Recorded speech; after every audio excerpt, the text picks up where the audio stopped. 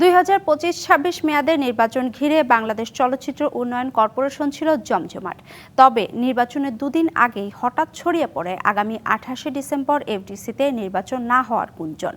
সংবাদ সম্মেলন করে জানানো হয়, নির্বাচনে কোনো জায়গা থেকে কোনো বাধা আসেনি, সুতরাং পূর্ব নির্ধারিত তারিখেই হবে নির্বাচন।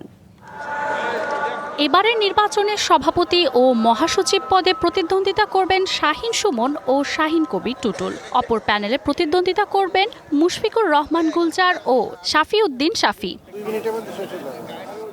সচিবালয়ে অগ্নিকাণ্ডের ঘটনার পর এফডিসি কর্তৃপক্ষ থেকে নির্বাচনের প্রার্থীদের জানানো হয় 28 ডিসেম্বর নির্বাচন করতে পারবে না তারা। এই খবর ছড়িয়ে পড়ার পর সকাল থেকে এফডিসিতে জড়ো হতে থাকে পরিচালকরা।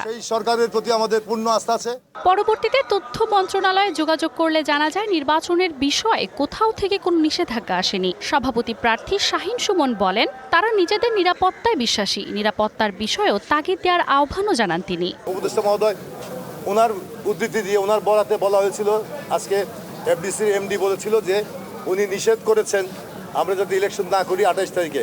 গতকালের একটা উদ্বুদ্ধ পরিস্থিতির কারণে, সচিবালয়ের একটা ঘটনা আপনারা জানেন, তার কারণে সচিবালয়ের বিষয়ে আমাদের বিষয়ে একটা আমি আগেও বলেছি, আবারও বলি, উনি নিষেধ করেছেন। কিন্তু আমরা পরবর্তী সময় দেখেছি এই ধরনের ঘটনা আসলে ওনার মুখ থেকে আসেনি। উনি আমাদের চলচ্চিত্র বান্ধব একজন মানুষ এবং উনি কয়দিন আগে আমাদের প্রতিনিধি সমিতিতে এসেছিলেন।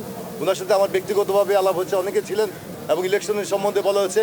উনি সাধুবাদ জানিয়েছেন এবং উনি এটার দিকে সুদৃষ্টি রাখবেন বলে আশ্বস্ত করেছেন।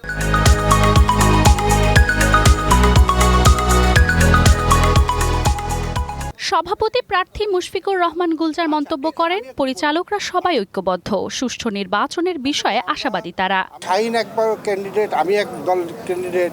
আমরা সবসময় গলায় গলায় হাতে হাত রেখে আমরা কাজ করি। এইখানে কেউ, আমি বলবো চলচ্চিত্র পরিচালক সমিতি নির্বাচন থেকে অনেকেরই শিখার আছে যে এত সৌহার্দ্যপূর্ণভাবে কখনো কোথাও নির্বাচন হয় কিনা আমার জানা নাই। তবে হ্যাঁ, আমাদের ভেতর থেকে যারা কিছু লোক থাকতে পারে যারা আসলে চলচ্চিত্রে ভালো চায় না, তারা হয়তো নানাভাবে নানা কথা রটাতে পারে এবং সেই রটানোর কারণে হয়তো কেউ ভুল বুঝতে পারে আমাদের। তো সেটা আমি বলবো সেটা সম্পূর্ণই ভুল। পরিচালক সমিতির উভয় পক্ষই শান্তিপূর্ণভাবে নির্বাচন শেষ করার বিষয়ে আশাবাদী। তাই নির্ধারিত তারিখে অনুষ্ঠিত হচ্ছে এই নির্বাচন।